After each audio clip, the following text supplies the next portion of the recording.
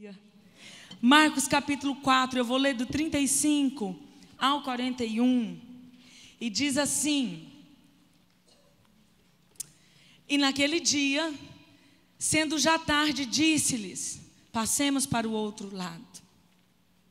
E ele, deixando a multidão, o levaram consigo, assim como estava no barco. E havia também com ele outros barquinhos. E levantou-se grande temporal de vento, e subiam as ondas por cima do barco, e de maneira que já se enchia. E ele estava na popa, dormindo, sobre uma almofada. E despertaram-no, dizendo: Mestre, não se te dá que pereçamos? E ele, despertando, repreendeu o vento e disse ao mar: Cala-te, aquieta-te. E o vento se aquietou e houve grande bonança. E disse-lhes: Por que sois assim tão tímido? Ainda não tendes fé? E sentiram um grande temor e diziam uns aos outros: Mas quem é este, que até o vento e o mar se lhe obedecem? Quero compartilhar um pouquinho sobre esse texto com vocês.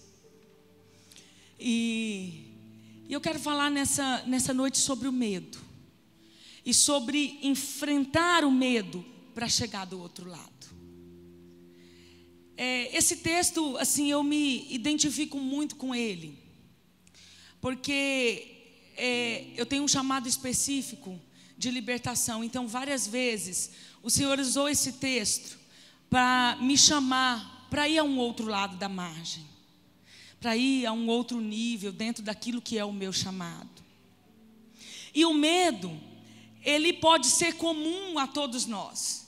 O sentimento do medo pode atingir-nos, ainda que de maneira diferente, mas o medo em si pode ser comum. Agora, o que muda é a forma com que nós reagimos ao medo, quando o Senhor quer fazer algo.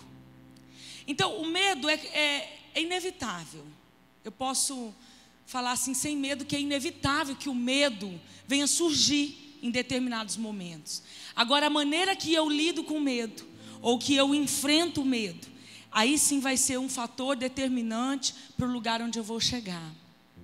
Então, é a fortaleza, o medo, quando ele se torna uma fortaleza, quando ele se encontra um lugar de repouso dentro de nós, e se torna uma fortaleza dentro de nós, então com certeza o medo vai nos paralisar.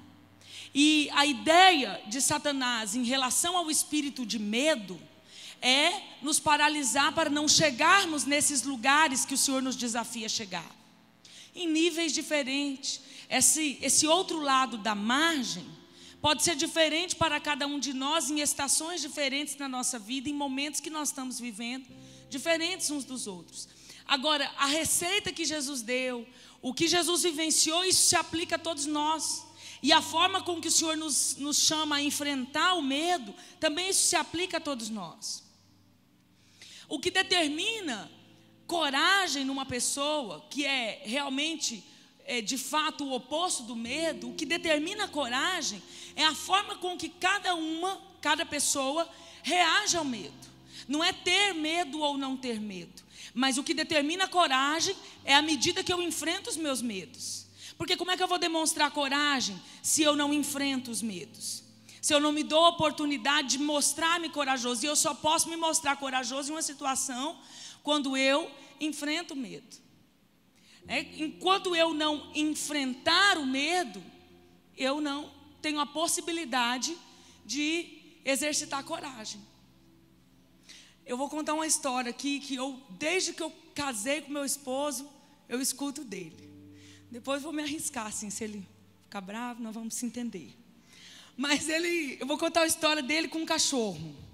Desde que eu casei, ele me conta a história dele com o cachorro. Então, ele era pequeno, um adolescente, e a vizinha da casa que ele morava tinha um cachorro. E ele passava e sempre tinha medo do cachorro. Ele ficava meio de olho no cachorro, meio cismado com o cachorro. Mas o cachorro estava lá no quintal, o cachorro latia, né? Às vezes aquele latido mais forte, ele vinha, descia, subia a rua. Mas um dia ele passou e o cachorro estava para o lado de fora. E o cachorro veio com todas as características de quem avançar. Você conhece um cachorro, né? Quando vai avançar, ele não faz aquele latido de vira-lata, né? Ele realmente mostra para que ele está reagindo. E ele falou assim que deu um medo tão grande nele, que esse medo tão grande, porque ele já tinha um receio do cachorro, né? Que já era um medo rondando.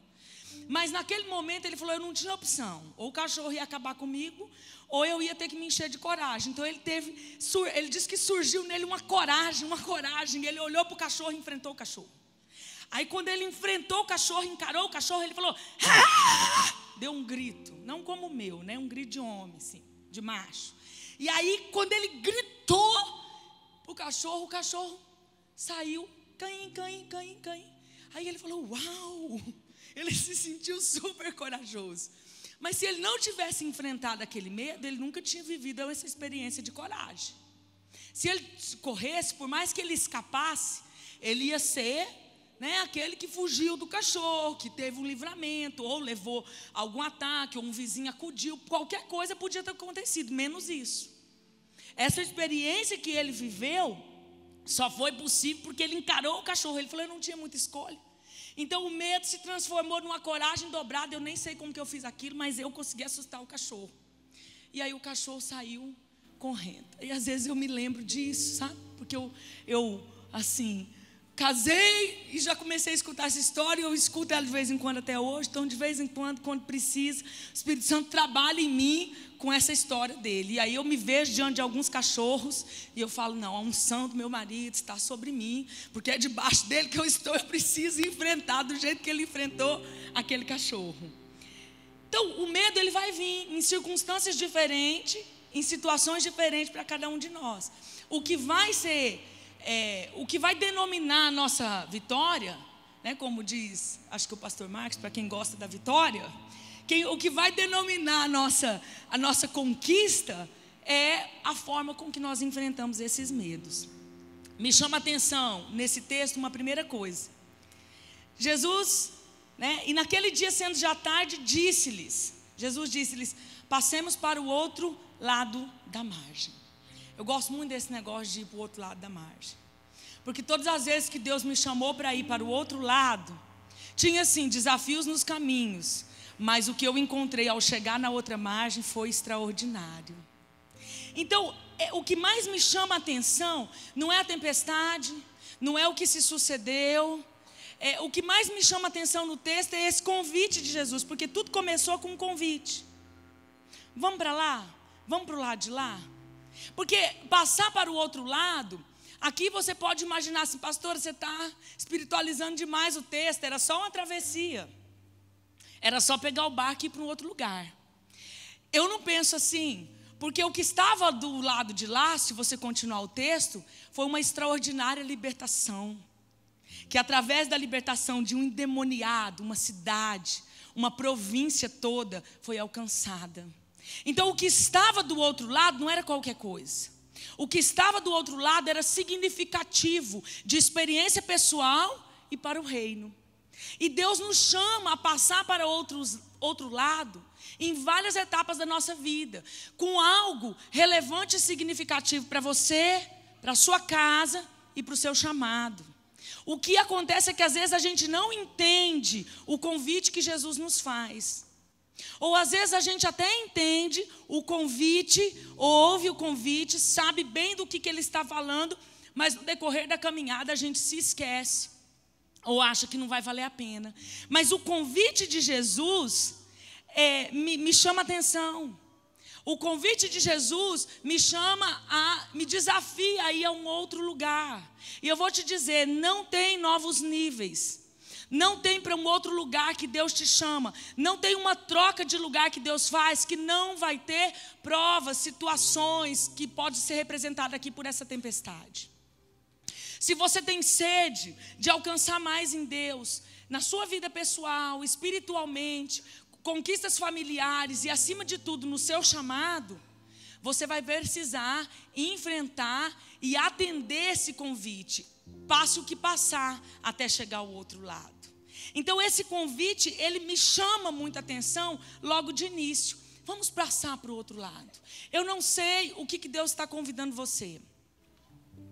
Sabe, eu não sei. E eu vou te dizer, eu sou convidada de fases em fases do meu ministério a ir a um outro lugar. E não só no chamado. Em desafios familiares que depois vão refletir no chamado. Em desafios pessoais que depois vão refletir no chamado. Na última vinda agora do pastor Juscelio, eu pedi uns minutinhos com ele, né? Querendo uma receita assim para uma situação.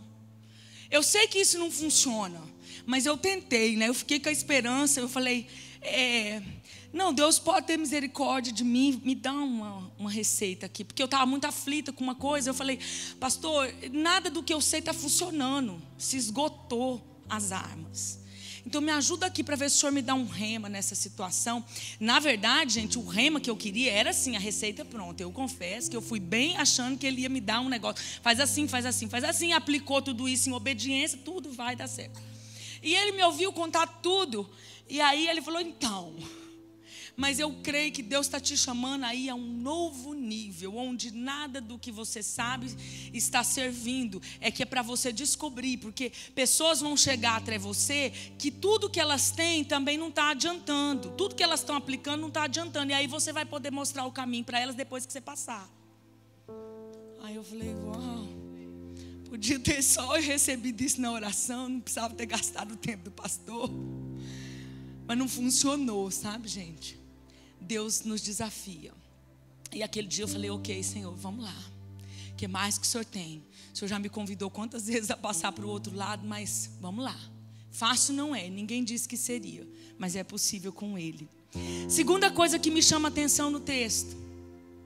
Eles deixaram a multidão e foram com Jesus. Ah, queridos, isso aqui é profundo e libertador. Na verdade, aqui começou toda a resistência. Porque se tem uma coisa que levanta a tempestade, que levanta a ação do diabo, quando ele pode agir limitadamente, que levanta o espírito de medo para nos cercar, é quando você se move a sair da multidão e ir para um lugar de separação com Jesus. Pastor, o que você quer dizer? Tem que sair do meio do povo? Não, não é nesse sentido que eu estou dizendo. Mas eles saíram da multidão para uma missão. Porque a multidão, para a gente se relacionar, é importante todo mundo.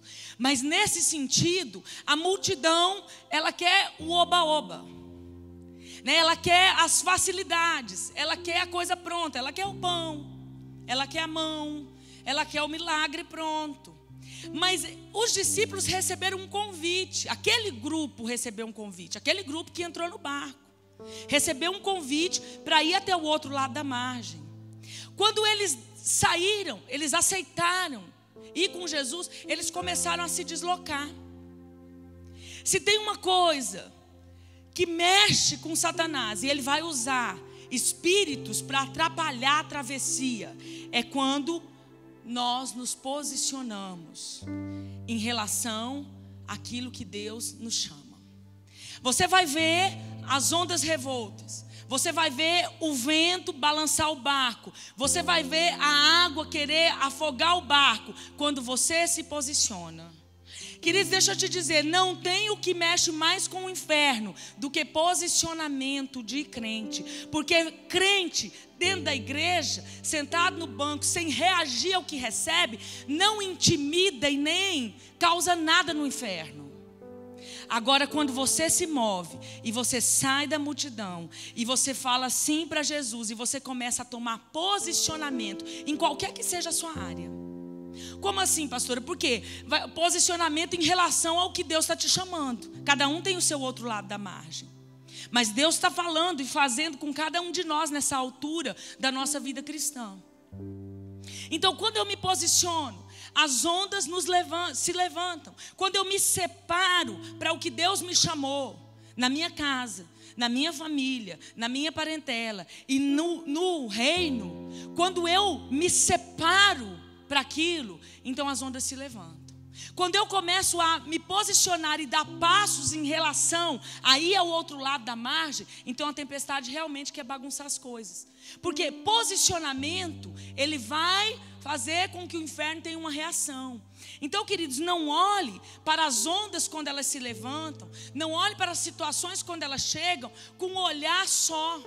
Procure entender e discernir. Se você não está numa travessia, procure entender e discernir o que Jesus te chamou. Ou se você tem começado a dar respostas e tem se separado da multidão.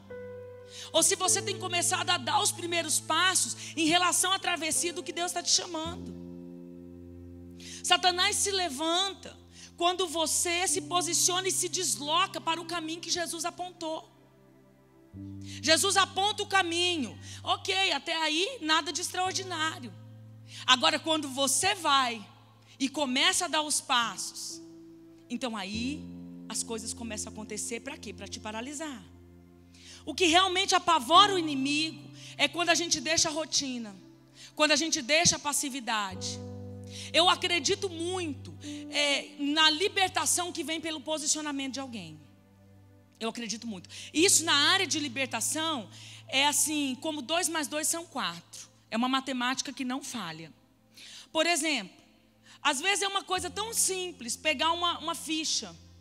Quem vai passar por um processo mais estreito, na libertação, a gente dá um formulário para preencher. Nada religioso para nos ajudar naquele processo. Às vezes pegar a ficha e preencher demora muito mais do que a pessoa pensava que ia ser.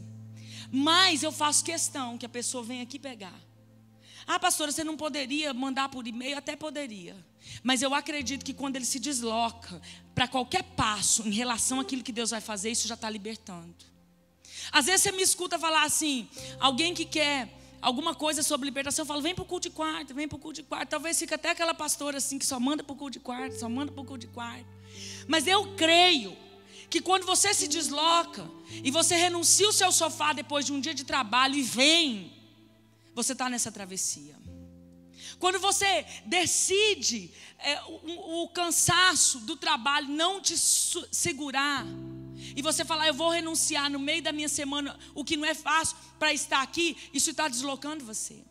Isso está fazendo você andar na travessia. E isso para mim, quando alguém renuncia uma diversão, um descanso, para estar com Ele, seja aqui, claro que não só aqui, lá no tempo do altar secreto, no tempo com Ele. Quando a gente renuncia, você está dando seus passos, saindo da multidão e indo em relação ao que Ele te chamou para ser.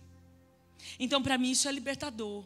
E é aqui, quando a gente deixa o prazer, é aqui quando a gente deixa o descanso, é aqui quando a gente faz qualquer coisa para se movimentar em relação ao que Ele nos chamou, aqui as coisas vão começar, ou podem ser que comece a tumultuar. Então você precisa discernir lutas, ou ventos, ou situações em que o medo vai querer agir na sua vida. Você precisa discernir se você não está se posicionando em relação ao que Deus te chamou. Outra coisa que eu vejo a seguir no texto, levantou-se um grande temporal. Então, a hora que eles se posicionaram para ir para o outro lado, o temporal se posicionou. Então, nesse momento, o mar ficou revolto. Nesse momento, as ondas começaram a encher o barco. Foi nesse momento. E aí Jesus disse para eles assim, por que são tão tímidos? Gente, essa palavra tímido não é tímido de envergonhado, essa palavra é medroso mesmo. Essa palavra vem falar de medo, é medroso. Então ele diz, por que vocês têm medo? Por que o medo está tomando conta de vocês? Então é nesse momento que esse espírito, porque o medo é um espírito que Satanás usa para atacar. É um sentimento? Sim, mas no mundo espiritual tem um espírito que age no medo para aprisionar a pessoa no sentimento do medo, que vai gerar um monte de reações, dependendo da situação. Então, ele diz assim, por que vocês estão com medo? Por que vocês estão, o medo está fazendo vocês se abalarem nessa situação. Talvez estivesse na metade da travessia, talvez um pouco menos, talvez um pouco mais. E Jesus confronta esse medo. Agora, o medo, para uns, é de simplesmente tomar uma decisão. Para alguns, o medo de tomar uma decisão é algo que parece tão revolto. Mas para outros, o medo, por exemplo, é o medo de confessar um pecado. Gente, quantas libertações estão estagnadas na nossa vida por medo de confessar? Quantas pessoas estão paralisadas nos seus processos de restauração porque o medo de falar em um assunto que ele precisa falar é mais forte?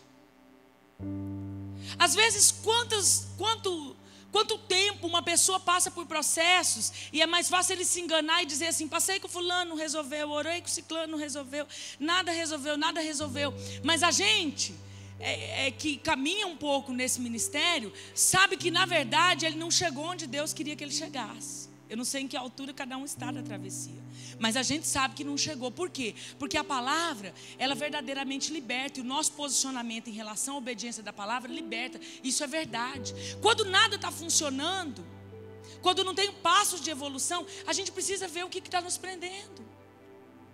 Quantas pessoas cativas do medo não conseguem expor uma coisa e ela sabe qual é a área que ela precisa entrar? Ela vai enrolando, protelando, procrastinando, ela vai adiando, porque ela não tem coragem de entrar naquele lugar.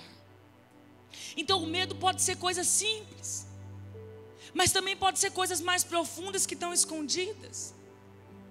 Para alguns, o medo de um simples microfone, por exemplo, pode ser algo apavorante, que eu nem compreenderia, porque meu medo é de me tirar o microfone.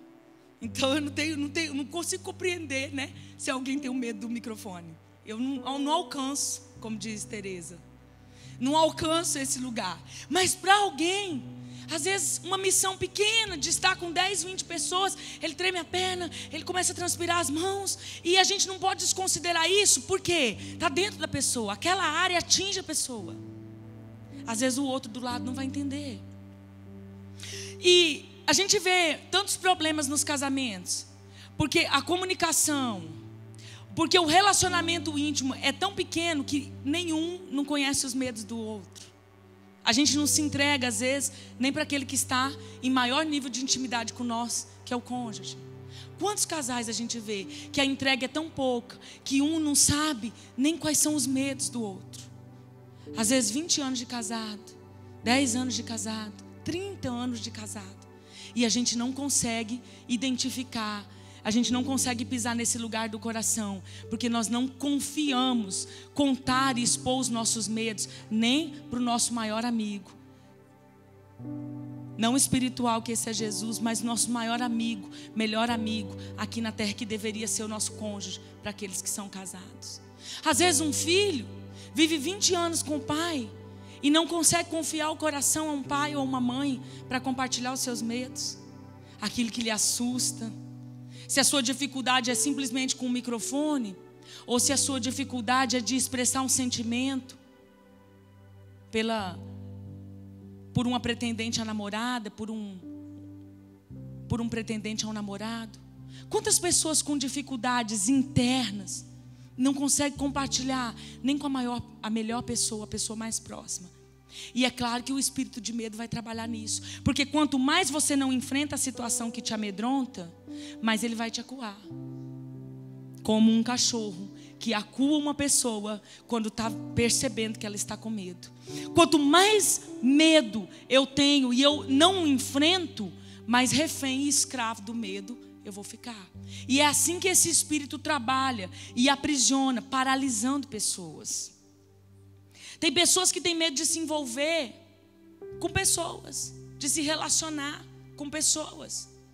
Não atravessam a travessia, por exemplo, de chegar à família, porque não casam, porque nunca se entregam. Não tem coragem por situações, por traumas, por questões não resolvidas. Às vezes não vive o propósito familiar porque não vence o medo de se relacionar. Tem pessoas que não vivem o propósito porque não conseguem interagir em grupos. Então chega na igreja, o medo de se relacionar, o medo de se entregar, o medo de confiar, o medo de entrar em lugares, ambientes, em rodas, em grupos, faz com que ela recue. E aí mais um ano passa, mais 5 anos passam, e o propósito fica retido. É que Satanás quer continuar paralisando, porque o medo paralisa. O medo né, o medo de lidar com uma situação e de enfrentar vai te fazer paralisar quando não recuar. Quando não recuar. Tem pessoas que têm medo de admitir suas fraquezas. Admitir aquilo que, né, realmente... Às vezes a gente vai estar com uma pessoa assim que vai abrir o coração e ela conta de algo que traumatizou ela. Vou dar um exemplo básico, um abuso. A pessoa vem, te conta um abuso que viveu, ou mais de um abuso que viveu. Mas ela não te conta o que isso produziu nela. Ela não consegue admitir o que isso gerou. E só falar do abuso, né, às vezes já é um passo muito grande para alguns quando vai falar pela primeira vez. Mas ainda não chega ao ponto de tratar verdadeiramente aquilo. Porque eu preciso admitir o que eu resulto, qual é o resultado disso que eu libero para os outros. O que isso atrapalha no meu convívio, o que isso atrapalha na minha maneira de ser mãe, de me relacionar com pessoas ou de ser filha. E às vezes a gente não admite as fraquezas, não sai daquele lugar, né? Aquele lugar endurecido, enrijecido. E a gente está vendo a pessoa falar do mesmo assunto 2, 3, 4, 5 vezes. E você sabe que não está alcançando. Você sabe que nós não estamos indo onde precisa. Por quê? Porque a pessoa tem medo. Como tem pessoas que têm medo de admitir as fraquezas? Por quê? Várias razões. Talvez a maior delas o amor à reputação. Mas também não é só o amor à reputação. Medo de ser julgada, medo de ser punida. Tantos medos. O texto diz, de maneira que já se enchia o barco. Tem um momento que o medo vai aprisionando tanto, que enche. A gente chega no limite, o limite do medo. No limite do que o medo pode causar naquela situação. Porque a água vem, está vindo, vai enchendo. E aí a gente chega num limite. Quem não enfrenta os seus medos, ele pode passar 5 anos, 10 anos com uma situação protelando, porque ele não enfrenta o medo de resolver verdadeiramente. Mas vai chegar num ponto que a coisa vai estourar, porque a gente chega no limite, que transborda. E aí, estoura. Onde? No físico, no emocional, no casamento, no trabalho, na faculdade, no ministério, transborda. Então, eu preciso reconhecer que eu tenho que enfrentar os meus medos, não quando eu estou no limite do medo, ou do que o medo está fazendo comigo. Não quando a água está para encher o barco. Mas é assim que Deus me der a consciência e trabalhar em mim, e querer trabalhar em mim, dos meus medos. Assim que eu recebo, que eu tenho consciência disso, eu vou começar a enfrentá-los. Eu não posso esperar transbordar. Eu não posso esperar. Eu preciso enfrentar a situação. Eu preciso enfrentar o medo. Sabe, eu quero te dizer sobre vencer o medo, que você precisa oferecer resistência a esse espírito. Oferece resistência a esse espírito de medo. Começa a lutar contra isso oferecendo resistência. Por quê? Porque você está percebendo ele chegar. Você está percebendo ele rodear. E muitos de nós já percebemos as áreas que ele já nos paralisou. Eu vou esperar chegar no limite da água transbordar. Eu preciso oferecer resistência. Uma outra coisa que me chama a atenção sobre o medo, que o medo, ele faz a situação parecer pior do que ela é. A situação tem um nível, e quando o medo está tomando conta, eu começo a achar que é tudo pior. As situações parecem tão grandes, a tempestade, o vento, a água entrando no barco, aparenta ser pior do que o que na realidade ela é. Então o medo potencializa o problema, o medo potencializa a situação ruim. Queridos, não tem como a gente viver a nossa vida pedindo livramento de passar por situações difíceis. Deixa eu te dizer, elas vão vir. Elas vão vir. Até porque são necessárias algumas aflições para trabalhar em nós. Então eu não vou aqui te dizer que nós vamos fazer uma oração para Deus livrar você de toda a situação. O que eu vou te conscientizar é que você deve enfrentar as situações crendo que Jesus está no barco, crendo que Jesus está com você, porque é isso que te faz crescer, é isso que te faz amadurecer. Se nós formos viver a vida inteira pedindo: Senhor, não deixa, Senhor, não deixa, Senhor, não deixa, como é que Deus vai trabalhar em nós? Então situações vão vir. Quantos são aterrorizados pelo medo de uma determinada enfermidade? Enquanto que a gente deveria falar: Senhor, me livra, nas tuas pisaduras eu fui sarado. Agora o que eu tiver que passar, eu vou passar no Senhor, eu vou passar com o Senhor. Tem pessoas que têm um medo que isso aconteça com um familiar, tem um medo que alguém fique muitos dias no hospital, em situações graves. E na verdade, nós precisamos dizer assim: aquilo que o Senhor permitir na minha vida, eu vou enfrentar com Ele. Com Ele. Só o amém da pastora Ana Paula. Essas palavras não é muito boa, né, gente? Dá um glória aí.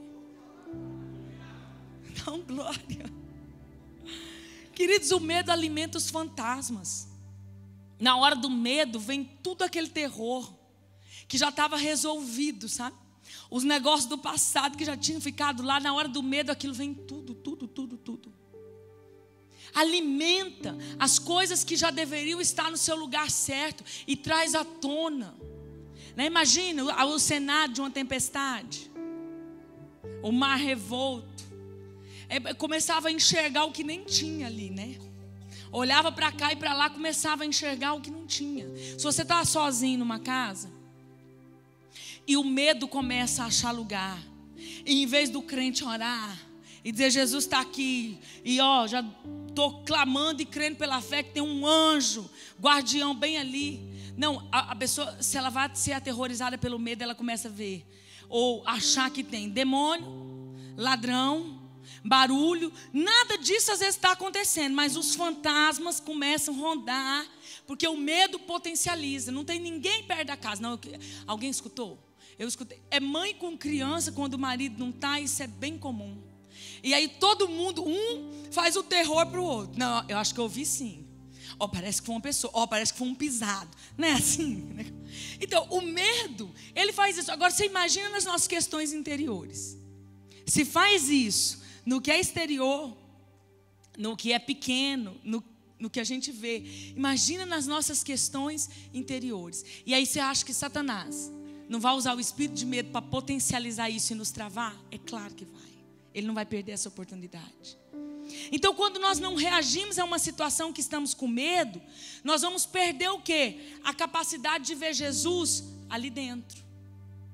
Nós vamos perder a capacidade de enxergar que Jesus está ali, bem tranquilo, dormindo, numa almofada, gente. Me constrange isso.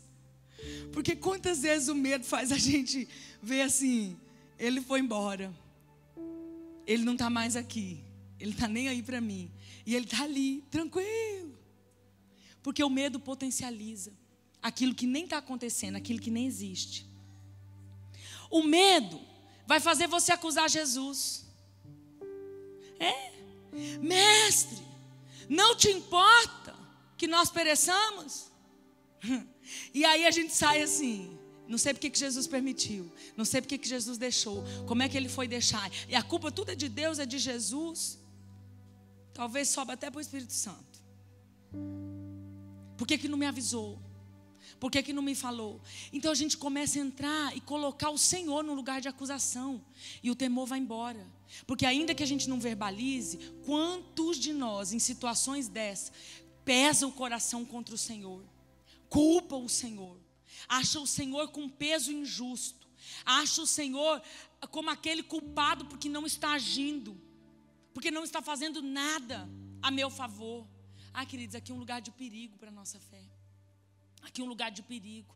Ele continua sendo rei sobre o trono. Com tempestade, sem tempestade, ele está lá entronizado.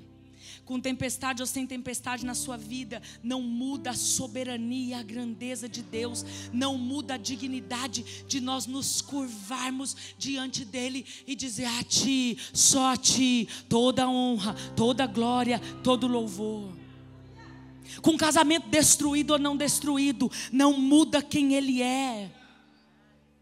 Com uma doença, uma enfermidade, um câncer, não muda quem ele é. E não nos dá o direito de culpá-lo. Não nos dá o direito de achar que nós estamos só. Não nos dá o direito de achar que ele nos deixou. Enquanto nós deveríamos nos prostrar e reconhecer a sua grandeza e dizer: tudo que eu preciso é que o Senhor me ajude a chegar do outro lado. Tudo que eu preciso é que o Senhor me estenda a mão, que o Senhor sinalize que está comigo, que o Senhor me ajude a dar o próximo passo e a enfrentar até que o mar se aquiete, até que o vento pare de forçar as águas a entrar nesse barco. E essas dúvidas começam a entrar no coração do homem: Deus existe mesmo? Será que a minha fé foi vã? Quantos têm uma crise existencial, uma crise de fé, uma crise de quem é, sabe, se perde na sua identidade, de onde veio, até aquele momento do meio da travessia, até aquele momento onde as águas começaram a entrar, estava tudo bem, eu me descobri, eu sei quem eu sou, de onde eu vim, para onde eu vou. Naquele momento começa tudo a ficar turvo e a gente começa a perder nossa identidade. Quantos se perdem no chamado, estão paralisados no seu chamado? Por um ataque às vezes. Um ataque. Deus fez um primeiro convite. Lá. Ao outro lado da margem. Vai lá. Começa a dar uns passos. Em determinado momento, o mar se revolta. Vou parar. Vou deixar. Vou abandonar.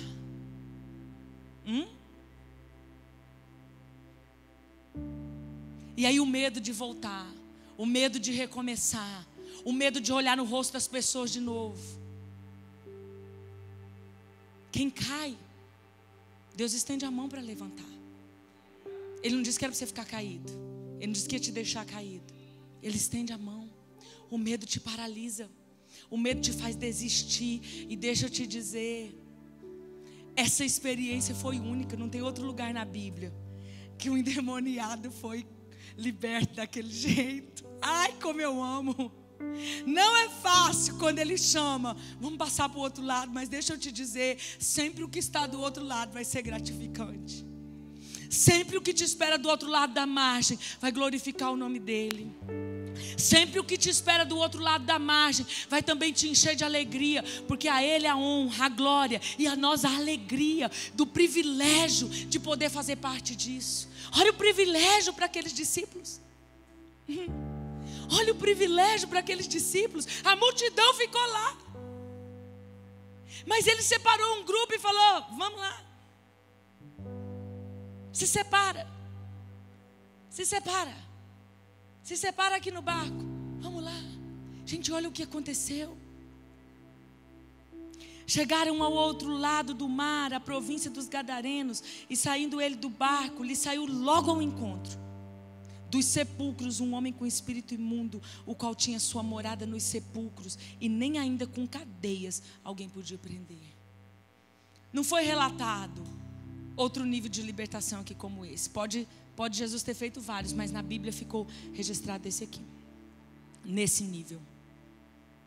Que glorioso eles poderem ver o poder de Deus por meio do Filho, numa ação direta de intervenção divina ali, libertar um homem que depois foi instrumento e missionário em toda aquela província. Mas o medo bateu. E ele repreendeu eles: por que sois assim tão tímidos, medrosos? Querido, Jesus vai te repreender toda vez que você não aprender a confiar nele. Porque se ele te chama para ir para o outro lado da margem, ele pega na sua mão. Você crê nisso? Se ele te convida para ir para o outro lado, ele pega a sua mão, ele te sustenta, ele te conduz, ele te ajuda. Ele vai repreender você e a mim também, todas as vezes que nós não confiarmos nele. E ele repreendeu os discípulos: por que vocês estão com medo? Por que estão medrosos diante dessa situação? Por que sois assim? Porque vocês não têm fé. O medo está intimamente ligado com a falta de fé, a falta de confiar. Ele estava lá tranquilo, na almofada. Ele não tinha abandonado, ele não tinha deixado, mas era necessário. E foi um ataque espiritual, porque ali ele já estava confrontando o que vinha no gadareno do outro lado.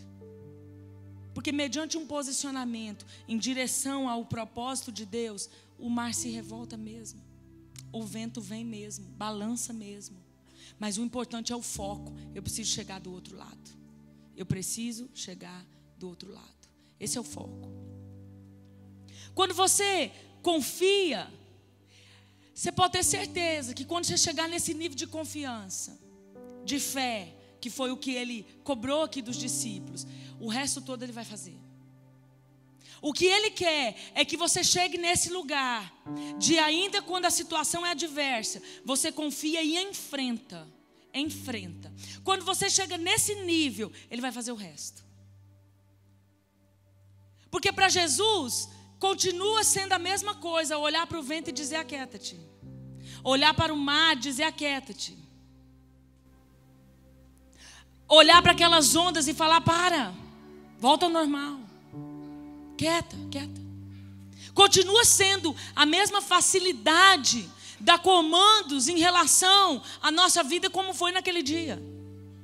Ele não tem dificuldade com isso. A dificuldade do Senhor é nos fazer chegar ao lugar que Ele quer durante a travessia, a trabalhar dentro de nós o que Ele quer durante a travessia. Enfrente seus medos, não recue diante dos medos, não se deixe ser paralisado durante ataques de medo. Enfrente-os. Um dos primeiros medos que eu tive que enfrentar para começar a dar alguns passos para o lado de lá da margem em relação ao meu chamado foi medo de demônio. Gente, o primeiro culto que eu fui, que uma pessoa manifestou um demônio, vou te contar como é que foi. Minha amiga me levou, Hernani Santos, foi lá na minha cidade. E ele começou uma oração lá, antes de começar a falar de cura, e manifestou um demônio. E umas 3 fileiras para frente de onde eu estava. E a mulher, lembro como se fosse hoje, sei a cor do cabelo, sei a fisionomia dela. E ela virou quase o pescoço todo. Nunca tinha visto aquilo. Falei, gente, claro que o ser humano não pode ser aquilo ali. Porque foi tão, assim, assustador. Porque ela estava assim, e aí o demônio manifestou nela, mas ela virou o pescoço. Só o pescoço, o corpo não. Lá para onde eu estava. E fitou os olhos em mim. Falei, credo. E a minha amiga percebeu, meu olho que já é grande, estatalado, catou na minha mão, falou, não precisa ter medo. Uma baixinha desse tamanho. Ela pegou na minha mão firme e falou, não precisa ter medo. Mas naquilo, meu olho já estava na porta. Só que tinha uma multidão na igreja. E eu, na minha cabeça, pensando, que eu planejando, vou largar a mão dela e vou sair. Mas eu estava na minha cabeça fazendo o trajeto para onde eu ia correr. E aí eu falava, por aqui não dá, por aqui tem aquele povo. Aglomerou, fecharam a porta. Não sei que negócio foi aquele, que os diáconos não funcionaram na igreja aquele dia, porque deviam não deixar entupir a porta. Não podia ter fechado a passagem. Mas o fato é que eu fiquei apavorada e eu queria correr e nem para correr não tinha como. Aí eu falei, Senhor, e agora? E aquela situação me paralisou de um jeito que eu não podia falar que num lugar alguém ia manifestar um demônio.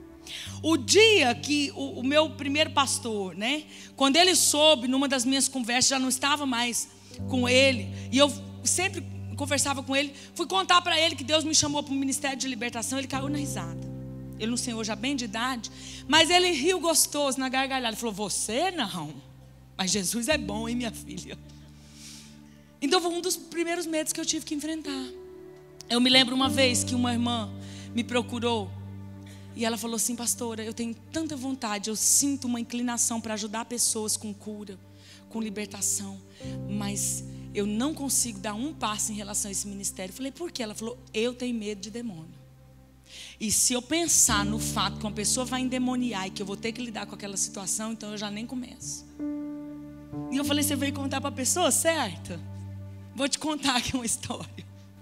Então, Para ir ao outro lado, nós vamos ter que enfrentar os nossos medos. Como eu disse, o que é medo para um, nem sempre é para outro.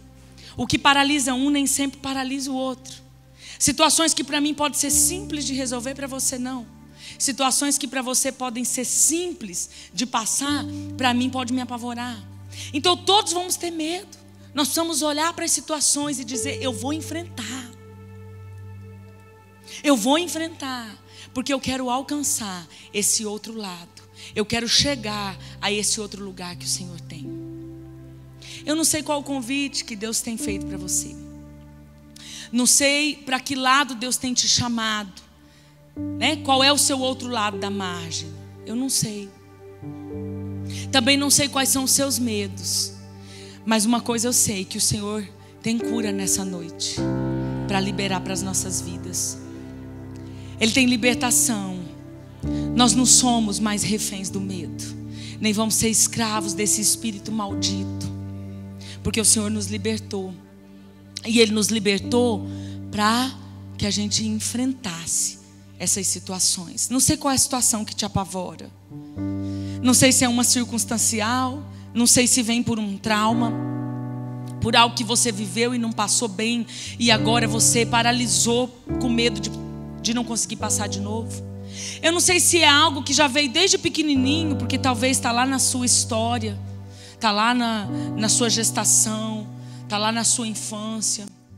Eu não sei se são situações já depois de adulto que você se deparou e começou a ser assustado pelo medo, mas hoje às vezes aquilo já te limita de uma tal forma que te impede de alcançar aquilo que o Senhor tem. E eu quero orar nessa noite. E antes de nós orarmos, eu quero pedir que você fique em alguns minutos aí com o Senhor durante esse louvor. E deixa o Espírito Santo trazer ao seu coração. Quais são os seus medos? Quais são os seus medos? Não seja precipitado em responder, porque a resposta não precisa ser dada para mim. Deixa o Espírito Santo cavar um pouquinho aí. Quais são os seus medos? Quais são os seus medos? O que tem limitado você? O que tem paralisado você?